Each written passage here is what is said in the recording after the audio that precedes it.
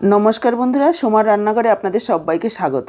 আজকে আমি দুর্দান্ত স্বাদের একেবারে লোভনীয় সহজ পদ্ধতিতে পাবদা মাছের একটা রেসিপি আপনাদের সাথে শেয়ার করতে চলেছি।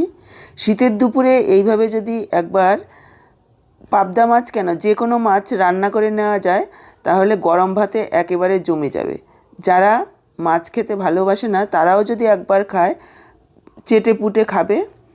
তো চলুন আর দেরি না করে রেসিপিটা দেখে নেওয়া যাক। আজকে পাবদা মাছের দারুণ স্বাদের এই রেসিপিটা করার জন্য আমি এখানে মিডিয়াম সাইজের 5 পিস পাবদা মাছ কেটে ধুয়ে পরিষ্কার করে নিয়েছি। দিয়ে দিলাম পরিমাণ মতো লবণ,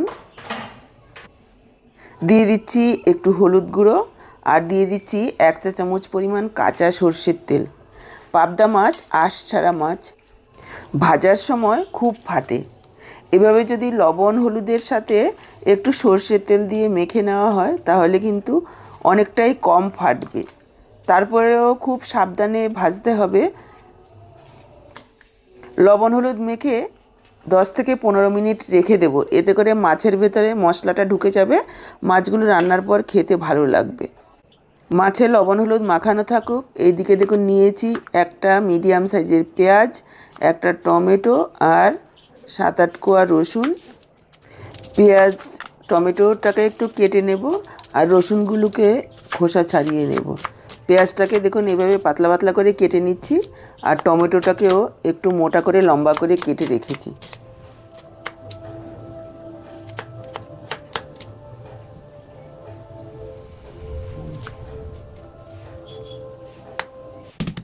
রসুনের খোসাটা ছাড়াতে অনেক বেশি সময় লাগে। এভাবে যদি একটু থেতো করে নেওয়া হয় তাহলে খোসাগুলো দেখুন খুব সহজে ছাড়িয়ে নেওয়া যায়। বন্ধুরা, আজকের এই পাবদা মাছের রেসিপিটি যদি আপনাদের ভালো লেগে থাকে ভিডিওটাকে একটা লাইক করতে ভুলবেন না। আর আপনাদের একটি লাইক আমাকে আরও নতুন নতুন রেসিপি নিয়ে আসার উৎসাহ যোগায়। তাই ঝটপট সাবস্ক্রাইব করে আমার এই ছোট্ট পরিবারের সদস্য হয়ে যান। খোসা ছাড়িয়ে রেডি করে রাখছি। আর এদিকে দেখুন গ্যাস অন করে কড়াই বসিয়ে দিয়েছি, আর কড়াতে দিয়ে দিচ্ছি সর্ষের তেল। যে কোনো মাছের রেসিপি আমার কাছে সর্ষের তেলেই বেশি ভালো লাগে। আপনারা চাইলে আপনাদের পছন্দ অনুযায়ী যে কোনো রান্নার তেল দিয়ে করতে পারেন। তেল গরম হয়ে যাওয়ার পর দেখুন আমি দিয়ে দিলাম একটু লবণ। কড়াইটাকে প্রথমে খুব ভালোভাবে গরম করে নেবেন, তারপর তেল দিয়ে একটু লবণ দিয়ে দেবেন। এতে করে মাছগুলো কড়াতে আর লেগেও যাবে না, ভেঙেও যাবে না। পাবদা মাছ খুবই নরম মাছ, ভাজতে গিয়ে ভেঙে যায়।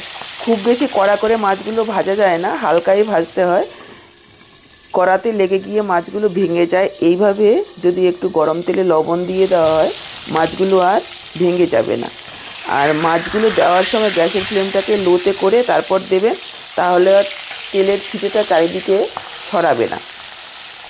মাছগুলো দিয়ে তারপর ঢাকা দিয়ে গ্যাসের ফ্লেমটাকে বাড়িয়ে দিয়ে মাছগুলোকে ভাজতে হবে। তাহলে কিন্তু একটাও মাছ ভেঙেও যাবে না, আর মাছের তেল চারিদিকে ছিটকাবেও না, যেহেতু পাবদা মাছ আঁশ ছাড়া তেল ছিটকাতে পারে। তারপরে যখন উল্টাবেন তখনও গ্যাসের ফ্লেমটাকে লোতে করে উল্টিয়ে দিতে হবে, তারপর বাড়িয়ে মাছগুলোকে ভেজে নিতে হবে।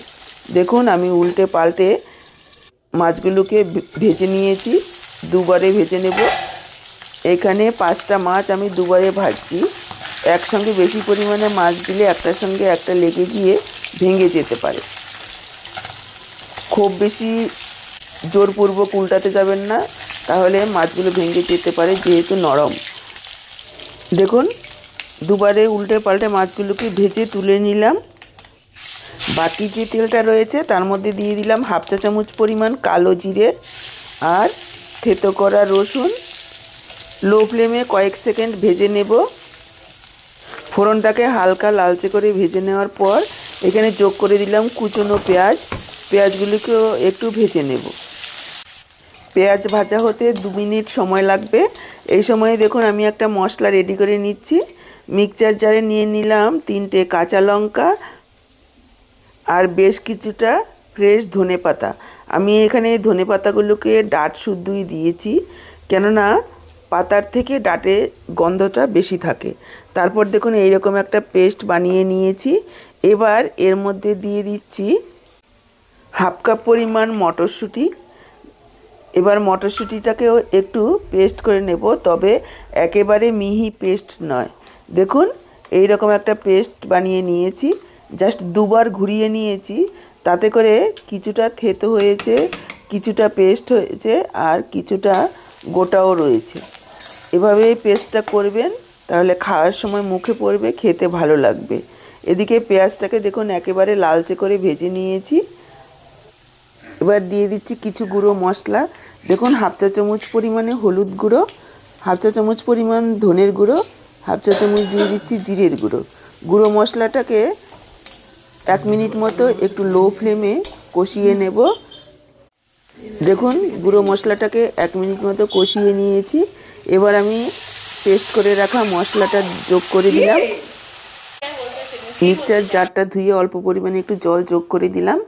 এবার এই মশলাটাকেও খুব ভালোভাবে কষিয়ে নিতে হবে 2-3 মিনিট সময় নিয়ে।